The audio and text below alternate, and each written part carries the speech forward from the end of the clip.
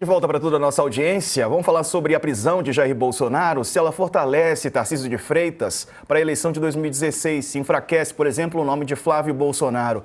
E aí, isso está em debate, Dani. Na verdade, o Flávio,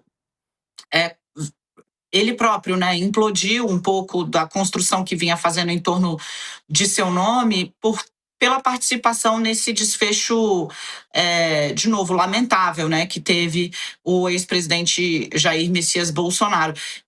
Porque ao ter sido um dos detonadores, né, dessa prisão, Flávio Bolsonaro tira algumas das peças que sustentavam o nome dele como o mais palatável entre a família Bolsonaro. Né?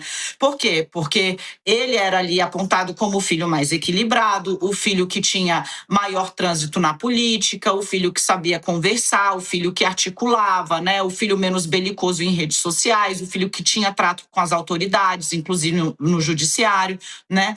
Mas nas últimas semanas, por conta da aproximação da prisão do Bolsonaro na sentença da trama golpista, né, que leva ali ao 8 de janeiro, essa deve transitar em julgado essa semana, viu, gente? Hoje é o último dia para as defesas dos réus do núcleo do Bolsonaro apresentarem novos recursos.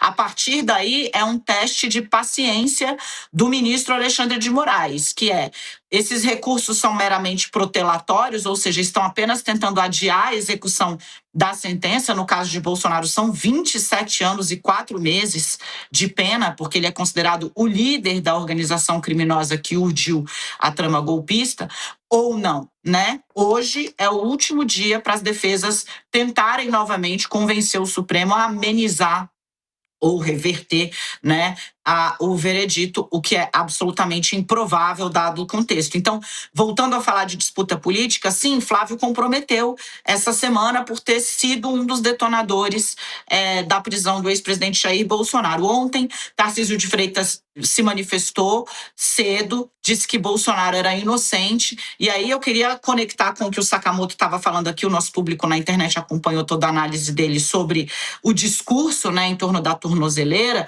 porque os políticos que se manifestaram mais cedo, como é o caso do Tarcísio de Freitas e alguns aliados de Bolsonaro, que inundaram as redes com mensagens dizendo que a tornozeleira havia falhado por conta da bateria que tinha acabado e que isso seria uma forçação de barra, né?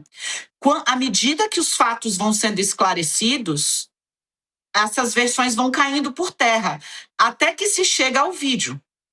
E aí acaba tudo, porque o próprio presidente confessa que ele, abro aspas aqui, meteu um ferro quente, fecho aspas, na tornozeleira por curiosidade, o que leva a tornozeleira a colapsar.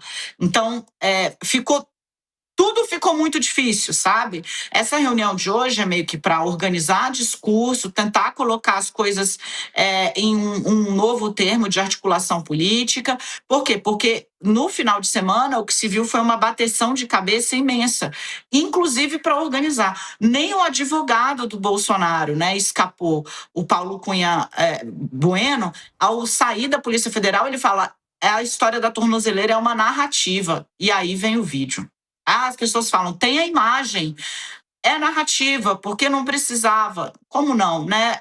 Ele confessa que ele adulterou ali o mecanismo, não tinha mais o que fazer. Enfim, foi um final de semana muito difícil para a família, por óbvio, né? Não só pela prisão do ex-presidente, mas porque o senador Flávio Bolsonaro, que tinha ali uma imagem ainda, digamos, preservada como alguém que poderia articular uma aliança maior, infelizmente, ou por conta de sua própria ação, né, perdeu um pouco desse arco. Ele vai precisar também, ele mesmo, recalibrar aí a própria atuação.